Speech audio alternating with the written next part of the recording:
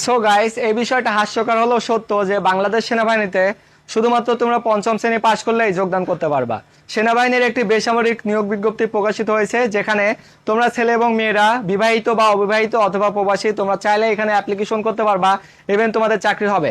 বাংলাদেশ সেনাবাহিনীর যে বেসামরিক নিয়োগ বিজ্ঞপ্তি প্রকাশিত হয়েছে সেখানে সারা দেশের 890 জন ছেলে এবং মেয়েকে যোগদান করানো হবে। যেহেতু এখানে তোমরা অ্যাপ্লিকেশন করলেই তোমাদের যোগদানের সুযোগ রয়েছে।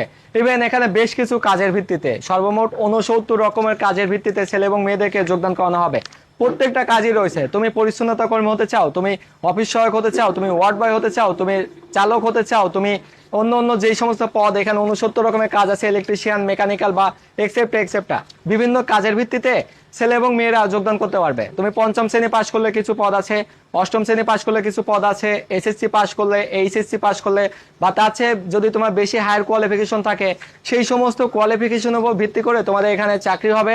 এবং এটি সরকারি চাকরি এবং সুযোগ সুবিধা অত্যন্ত ভালো, সেহেতু এই সুযোগ মিস করা যাবে না। তোমরা অবশ্যই বাংলাদেশ সেনাবাহিনীর বেসামরিক পদে অ্যাপ্লিকেশন করে ফেলো।